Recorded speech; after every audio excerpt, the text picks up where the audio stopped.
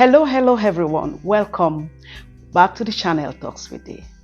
It's so good to have you here with me again on yet another interesting and exciting episode on this channel. Thank you so much for stopping by. I'm so glad to have you. So, how are you doing? How are things getting on with you? That's my regular call, isn't it? Yeah, because I care about you.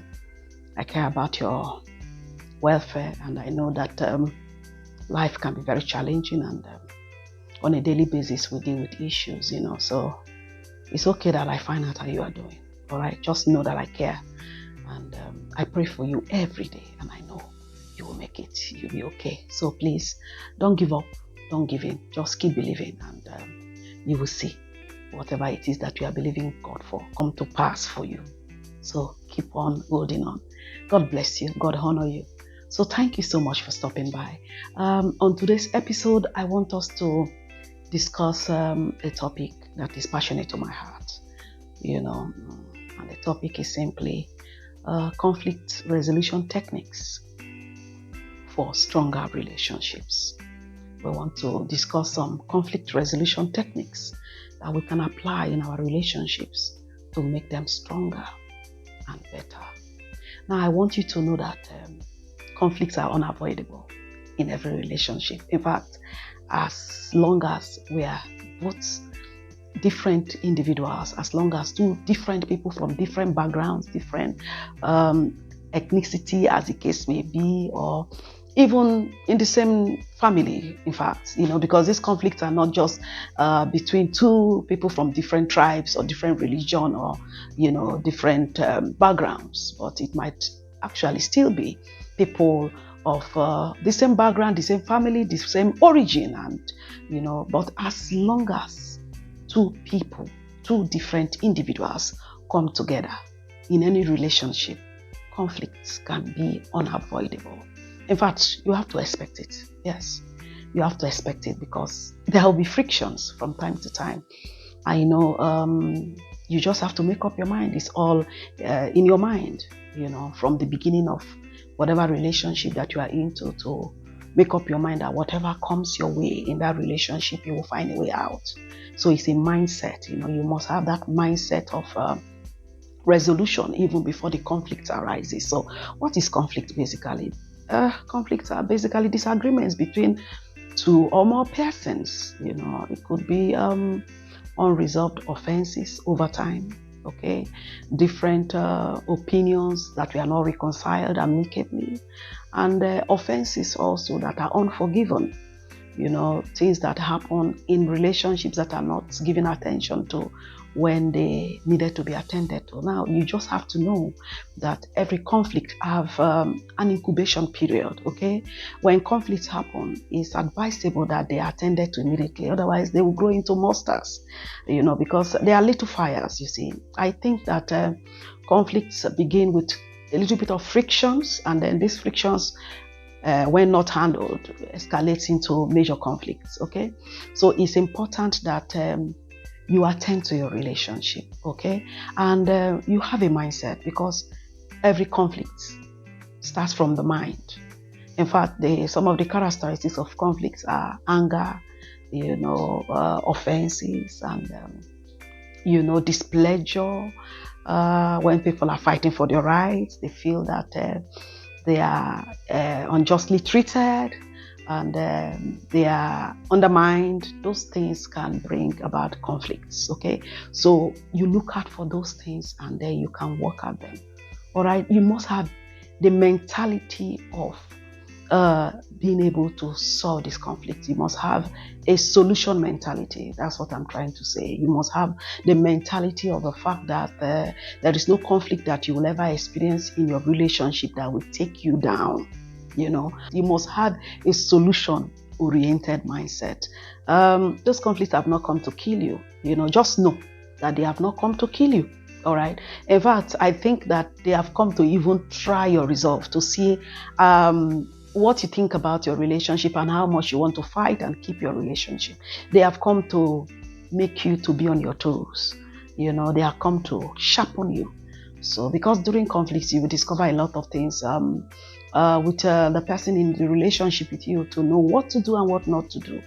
So now what do I want to talk about? I want to talk about some basic things that we must do, even before we go into relationships.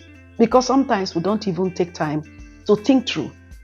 You must take time to think through that. I'm going into a relationship with a different individual. It could be in friendship, it could be in marriages. It could even be in family settings. Just know that two persons are not the same. Not even twins are. Twins born of the same parents are not even the same. So you are dealing with a totally different individual. Look at Esau and Jacob. Twins, but different personalities. I have never seen any twin that behaves the same way and, have the same personality. So you just have to have that mindset of the fact that you are going into a relationship with a totally different person. It's not the way you look at things that person will look at things. So you don't expect the person to be 100% because, of course, you are not. Okay? So number one thing you must do before you even go into a relationship is that you must decide from the onset to prioritize your peace. To say my peace is more important in this relationship. I have decided that whatever comes my way, I will make sure I find a way out of it. So you have decided to deal with conflicts as they arise and issues as they arise. So nothing takes you by surprise because the preparation of your heart is important when you are going into a relationship. Please prepare your heart when you are going into a relationship to know that, listen, this person is a different person from me. So I cannot expect 100% from that person, just as I am not 100%. And so whatever comes our way, I am determined that our peace must be given priority. So if you have that mindset from the beginning, it will help. Also try to discover those things that trigger those frictions, those conflicts. Try to understand the person's in relationship with you and know what works for them and what doesn't. By so doing, you'll be guided. You can actually go on in relationship without having major conflicts. It's the truth. And when you say it, some people think you are not real. How is it possible? It's possible. If you pay attention, it's possible. Yes, very much so. Pay attention to the things that trigger conflicts and avoid them. The things your partners don't like, the things that people in relationship with you don't like. Try to discover it and then, stay away from it. And then you stay away from conflict. And also be determined that no matter what comes, you will sit down and work it out.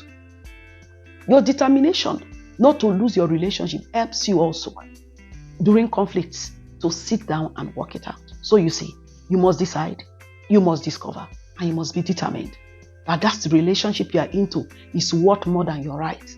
Sometimes we fight for our rights in such a way that we lose the essence of our relationship. I've often told myself, and that's what I do, even in my marriage. As long as the peace of my family is involved, I don't want to be right. If my being right will cause chaos in my home, take away my right, just let there be peace. Am I foolish? I'm not. Because at the long run, the person in relationship with you will understand that you have made an healthy compromise so that the relationship can thrive. Conflicts come to sharpen us. Most times we just look at the negative aspect of conflicts and we don't try to see what conflicts bring to us. When we have conflicts, we know how to better handle ourselves. We know how to treat ourselves better. Okay, we will avoid some things that are not necessary. You are not careless in your relationship, no matter how close you are with people. Please don't be careless with your emotions because they have emotions, you see. And it's important that you understand the people in relationship with you. So I want us to examine some things that I recommend from experience, yes, that we must do during conflict seasons. Please, during conflict seasons, be careful of what you hear. Because sometimes the people that cause these conflicts are from the outside. But because your mind is porous, you believe it and you run with it. Be careful what you hear during conflict. Some people are just waiting to hear if you have issue with your wife so that they can poison your heart more. Some people are waiting to hear if you have issues with your friends. They want to poison your heart more. Some are waiting to hear if you have issues with your relative. They will fire it up so that your, dislike for your relative will increase. And then, there will be no relationship anymore. So be careful what you hear during conflicts. Be careful what you hear. And then secondly, be careful with your words during conflicts. You may be right in fighting for that you're right, but your words will leave an everlasting injury in the heart of the one you are dealing with. Be careful with your words. Don't be rash with your words. Please be respectful, even when expressing your dislike in that relationship you find yourself during conflict. That the conflict will be resolved is dependent on how you handle it, what you say during those times. So please respect one another when resolving conflicts. Do not attack personalities but the issues. Thirdly, while settling conflicts, please do not attack personalities but address the issues at hand. Because personalities are very sensitive. And there is a way you will attack a personality. It will be very difficult to get over it. So be careful. You are right. You are hot. I understand and I agree with you. Can you be gentle with your words? The other person too is an individual. It's a human being, you see. Don't take away someone's pride and dignity because you are fighting for your rights. Don't do that. And be willing to sit down to talk during conflicts. Be willing to sit down and talk. Talk it out. Work it out. And listen to understand the other person's perspective. Do not just lock up your heart during resolving your conflict to say, I have made up my mind. If you have made up your mind, you can't resolve conflicts. Don't make up your mind before you sit down to talk during conflicts. That's what I'm saying. Do not make up your mind before you sit down to talk during conflicts. Have an open heart. It doesn't matter what you think, what you understand, what you think you are right at. Just have an open heart so that the other person in that relationship with you that wants to settle that conflict will be heard. Be willing also, before even you sit down to talk, that I will not allow this conflict to take away what I have. Value your relationship enough not to lose it during conflicts. That's what I'm saying. Value your relationships enough not to lose it during conflicts, because conflict will arise. Is it every time conflict arises that you lose relationships? Ask yourself. This person offends you, you have lost that person. That person offends you, you have lost that person. You are losing people. And you know what? I agree when people say no one is indispensable, but I still know there are some people that are irreplaceable. Take it from me. There are some people that are irreplaceable.